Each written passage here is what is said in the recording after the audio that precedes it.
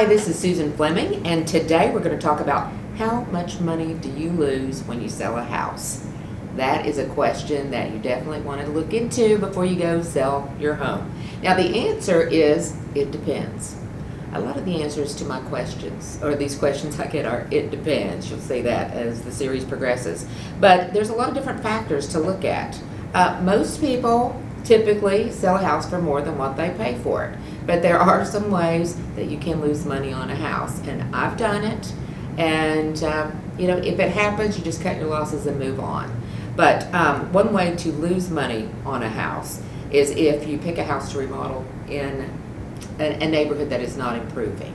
So if you've got a house there, or if you're buying a house to fix and flip, you got to look at the neighborhood first, because if you pick a house that's not in a neighborhood that is improving, or if it's not the worst house in the neighborhood, and then you put some money into it, you may or may not make money on that. You may end up losing money because you've over improved for that neighborhood. So another way you can lose money, and I've personally experienced this firsthand, is you can go in and start demoing a house. We all love demo. You see, if you watch Fixer Upper, Chip DeGaines loves demo. I love demo. Most people who get into flipping love to do the demo part. Well, my flipping business was kind of growing faster than what I had the capacity to keep up with.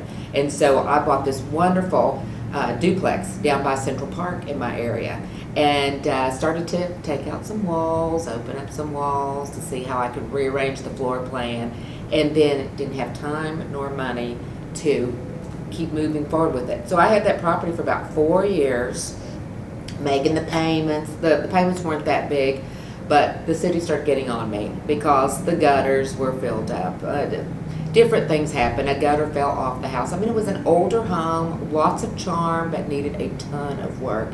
And I'm very idealistic. I don't know if you're like me, but I can look at these old houses and I fall in love with them. And I just want to make them beautiful again. And this was an ideal location too. But, so I held on to that thing for about 4 years, and whenever I wanted something fun to do, I'd go knock out some plaster walls, open up some things, check out the studs, see how I could rearrange the floor plan. And I finally decided, though, as my real estate business started booming, that I just was not going to get around to it. This was just, that chapter was going to be put on hold, the flipping chapter.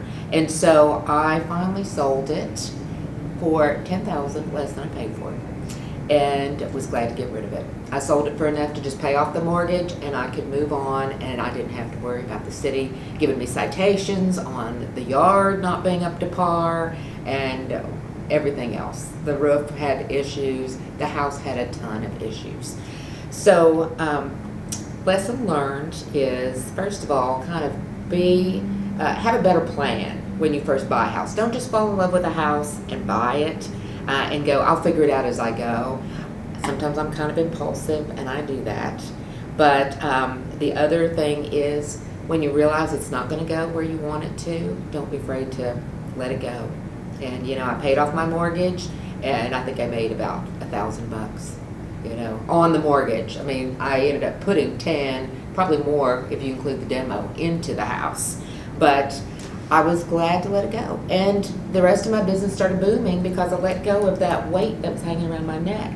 So if you end up having a house that you think that you're afraid you're going to lose money on, I mean, look at what's it costing you in the quality of your life, and the time, and the lost opportunities you could have if you didn't have that stress in your life. So I would just encourage you, don't be afraid to let it go. If you're selling a house, if you get a good solid offer right up front, and if you want to negotiate a little bit higher, if you can, great. If you can't, look at what's it costing you in time and emotional cost, and let it go, and that'll free you up to go live the life you really want. So you can lose money on a house, especially if you're in investing.